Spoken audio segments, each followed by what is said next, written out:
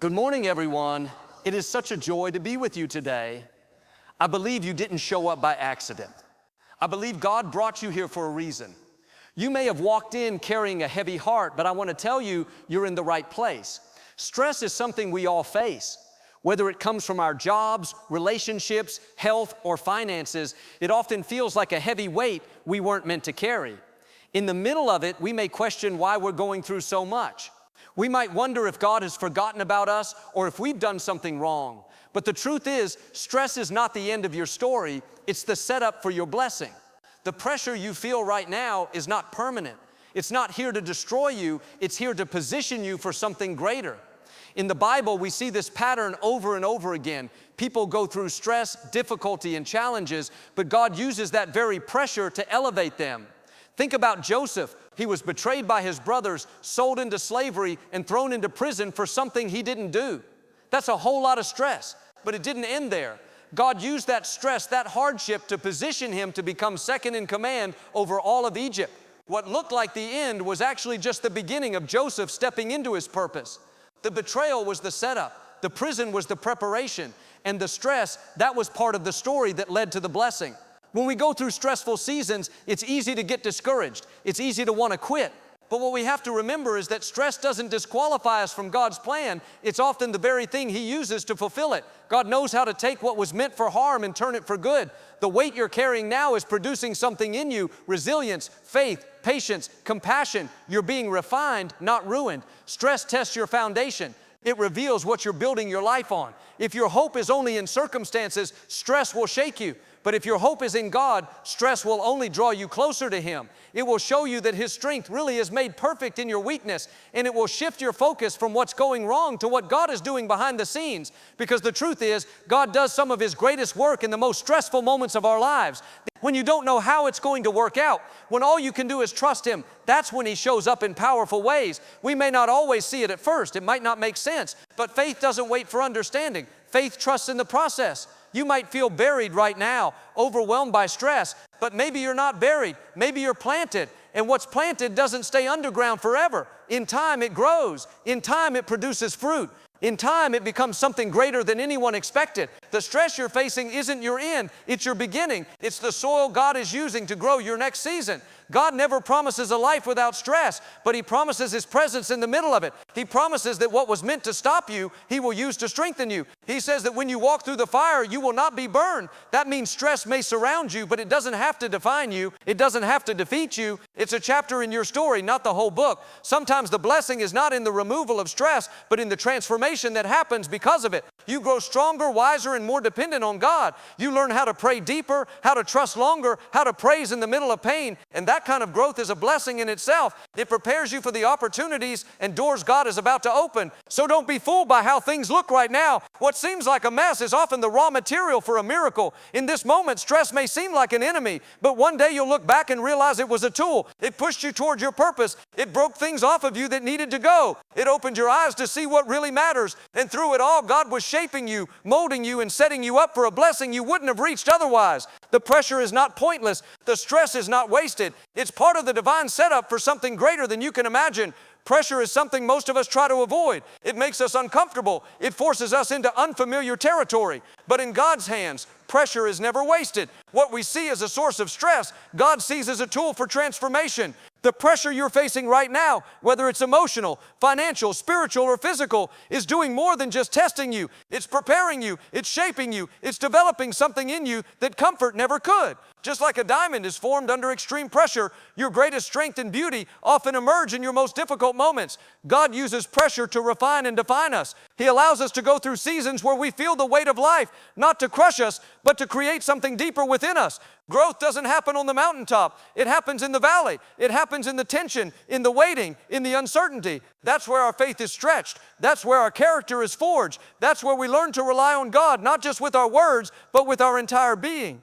Pressure teaches us things ease never could. It teaches us how to persevere when we feel like giving up. It teaches us how to pray when there are no answers. It teaches us how to keep showing up, keep trusting, and keep hoping. The Bible is full of stories of people who were developed under pressure. Think about David. Before he became king, he faced pressure that could have broken anyone else. The pressure of being hunted by Saul, of hiding in caves, of being misunderstood and betrayed. Yet through it all, God was forming him into the leader He needed him to be.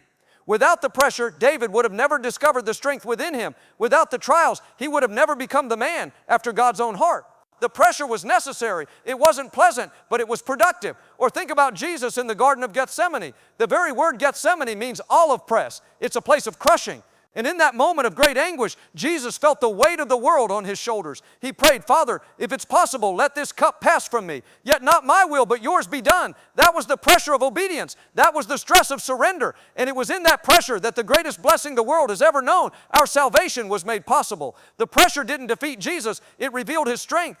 And in the same way, the pressure in your life is revealing what God has placed inside of you. Pressure has a way of exposing what's in us. It shows us what needs to go and what needs to grow. It pushes us to let go of fear, pride, and control. It presses us into the arms of God. That's why Paul wrote in 2 Corinthians 4, we are hard pressed on every side, but not crushed. Perplexed, but not in despair. He knew that the pressure around him couldn't destroy the power within him. He understood that the treasure God placed in him was stronger than any force trying to break him. You may be feeling pressed from every angle right now like there's no relief in sight, but that pressure is not your enemy. It's God's tool. It's shaping your endurance. It's deepening your dependence. It's aligning your heart with God's. And in time, it will bring forth fruit you never imagined.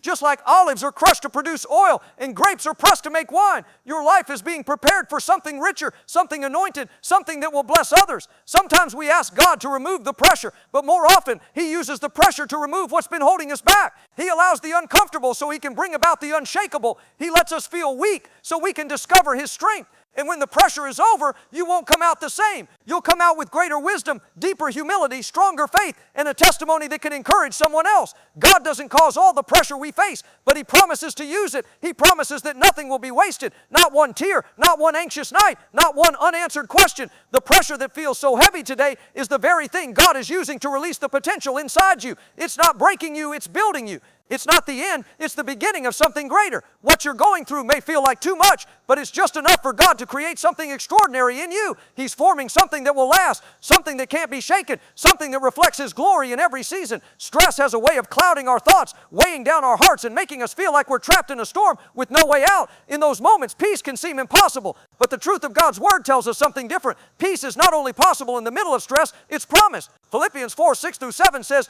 do not be anxious about anything, but in everything, by prayer and petition with thanksgiving, present your request to God. And the peace of God, which transcends all understanding, will guard your hearts and your minds in Christ Jesus. This isn't just poetic language. It's a powerful truth. Peace is not the absence of problems. It's the presence of God, even in the middle of them. So many times we think peace will come when the storm is over. We believe that once the bills are paid, once the diagnosis is clear, once the relationship is restored, then we'll be at peace. But that's not the kind of peace God offers. The world gives temporary peace that depends on circumstances, but God gives lasting peace that operates in the face of circumstances. It's peace that doesn't make sense, peace that people around you won't understand. How can you still smile with all that's going on? How can you still have hope when nothing seems to be working out? That's the peace of God. It doesn't come from logic, it comes from trust. The peace of God is like a fortress around your heart. When stress knocks on the door of your mind, God's peace stands guard. When anxiety tries to creep in, peace says you can't enter here. But there's a key to unlocking that kind of peace. It comes through surrender. Paul says we receive peace when we bring everything to God in prayer with thanksgiving, not just the good things, but the painful things, the confusing things, the things we don't know how to fix.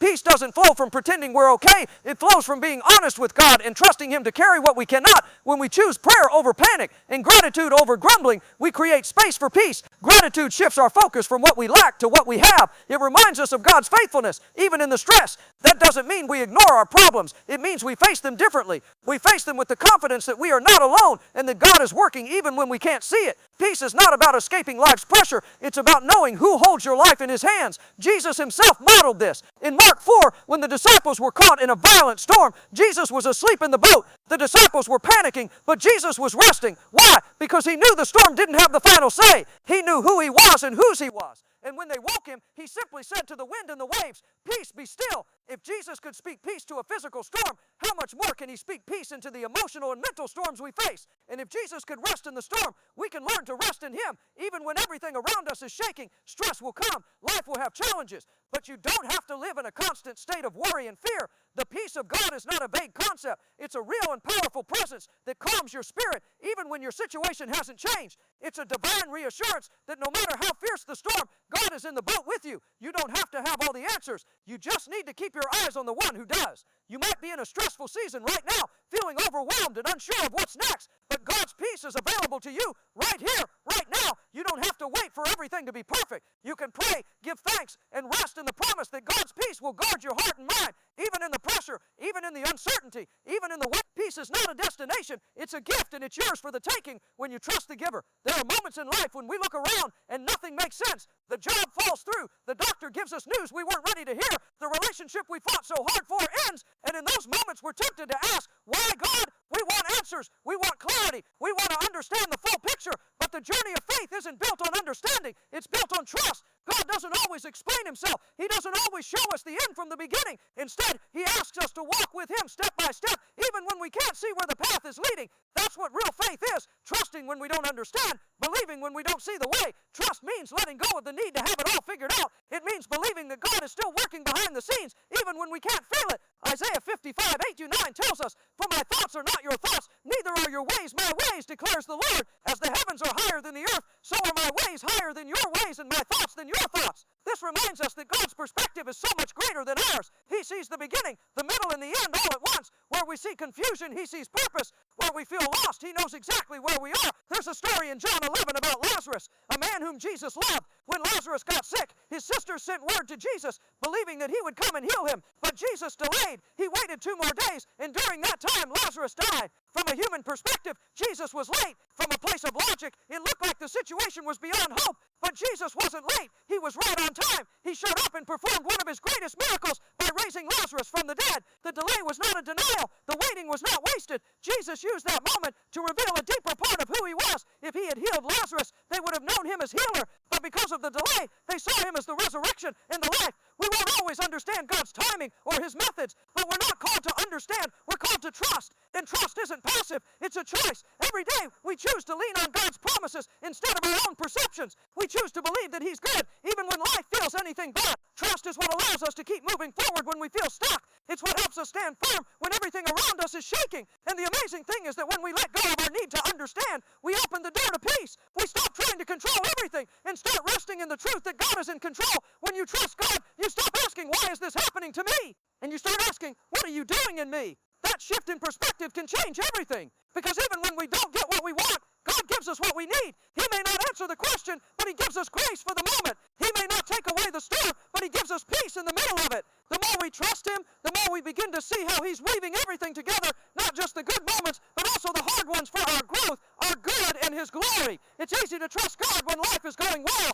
but true trust is forged in the fire of uncertainty. It's in the valley where our faith is tested and refined. It's in the silence where we learn to listen to his still small voice. And it's in the delay where we learn patience and develop the kind of faith that isn't shaken by circumstances. When we look back, we often see that the times we didn't understand were the times we grew the most. We may not have seen the plan, but we were being held by the one who had it all in his hands. Trusting God over understanding doesn't mean we stop feeling or asking questions. It simply means that we don't let those questions drive our decisions. We don't let uncertainty steal our hope. We keep showing up. We keep praying. We keep believing because we know that God is faithful. And even when we don't understand what he's doing, we can be confident that he's doing something good. Trust says, "God, I may not know how or when, but I know you will. I may not see the way, but I know you are the way." And that kind of trust becomes the anchor that holds us steady no matter what comes. Life often brings seasons of burden, times when the weight we're carrying feels unbearable. These burdens can come in many forms: loss, disappointment, stress, betrayal, fear, or deep uncertainty.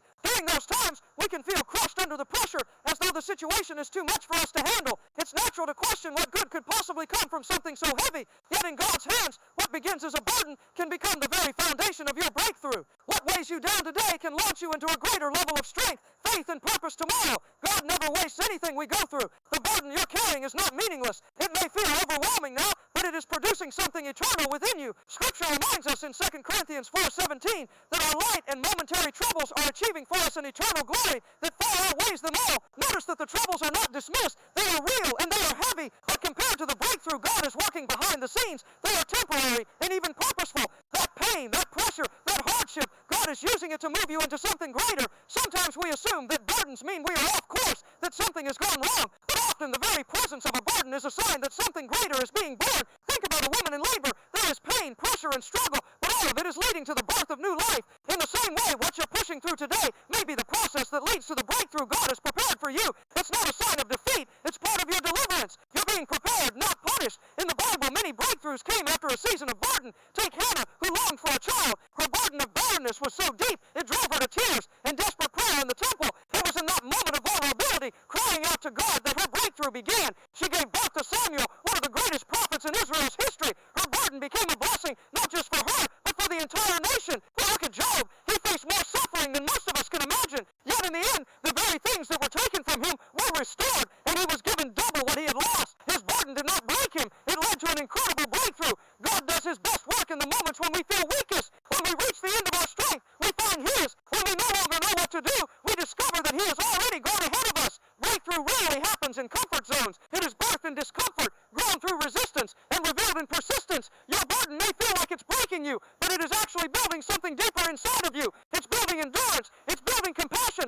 It's building a testimony that will one day encourage someone else to keep going. Sometimes the very thing that was meant to destroy you becomes the tool God uses to elevate you. The enemy may have sent the burden to wear you down, but God is using it to raise you up. You might be facing a situation you never asked for, walking through a fire you never wanted, but that fire is refining you. It's making you stronger, not weaker. The blessing is not just in the outcome, it's also in who you become in the process. As you carry the burden, you develop spiritual muscles you didn't know you had. You learn to pray with power, to worship through the tears, and to trust God in a deeper way. It's also in the burden that you discover your voice. Some of the most powerful messages come from the deepest wounds. Your breakthrough isn't just for you, it's so others can see what God can do through someone who refuses to give up. Your story becomes evidence that burdens are not the end of the road, but part of the journey to something greater. God often uses the very area of your greatest struggle to bring the greatest impact. What looks like your greatest setback may be setting the stage for your greatest testimony, so keep holding on. What feels like a burden today might just be the birthplace of the breakthrough you've been praying for. Keep moving, keep trusting, and keep believing. God is not finished, and your story is not over. The weight you carry is not wasted, it's working. And in time, you'll see that the burden that tried to break you was actually the door to the blessing God had waiting all along. You said there is a powerful truth that often gets overlooked when we're overwhelmed by stress and difficulty. What the enemy meant for harm, God can turn for your good. This is not just a hopeful phrase, it's a spiritual reality grounded in Scripture. In Genesis 50:20, Joseph says to his brothers, "You intended to harm me, but God intended it for good to accomplish what is now being done, the saving of many lives." Joseph's life is a perfect example of how betrayal, injustice, and hardship can be transformed into purpose, impact, and blessing. His story wasn't without pain, but God's plan was never derailed. And the same is true for every person who puts their trust in Him. Stress, adversity, and attack may come, but God is never caught off guard. He knows how to take what was meant to hurt you and use it to bless you. When you're going through a hard time, it's easy to focus on what's going wrong. It's easy to become consumed with the weight of it all. How unfair it feels, how painful it is, how much it seems to be holding you back. But God is not limited by what's happening around you. He is not at the mercy of people's decisions or life's disappointments. He can take the very thing that was meant to destroy you and turn it into something that positions you for purpose. The stress that seems like it's wearing you down might actually be the very thing God uses to lift you up. God is the master of redemption. That means He can take the lowest points of your life and build something beautiful out of them. He can take your brokenness and create healing, not just for you, but for others through you. The devil doesn't get the final word over your life when he tries to use to steal your joy, your peace, or your future. God can flip for good. That closed door might lead you to a better one. That rejection might redirect you towards your real assignment. That heartbreak might open your heart to something more genuine and lasting. In times of deep stress and struggle, it's easy to believe the narrative that says you're losing, that life is falling apart, that you'll never recover. But heaven has a different story. God sees beyond the moment. He sees how the very thing that looks like a setback is part of a setup. He's weaving things together in ways you can't yet see. The stress that tried to steal your focus is actually sharpening your spiritual sensitivity. The delay that tried to frustrate you is actually building endurance and deepening your faith. Nothing the enemy sends your way can cancel the purpose God has placed in your life. Sometimes God allows us to go through the fire, not to burn us, but to refine us. He's not interested in comfort at the cost of character. He's interested in developing something eternal in you. The fire purifies, the pressure strengthens, and in the end what was meant to break you becomes the reason you rise.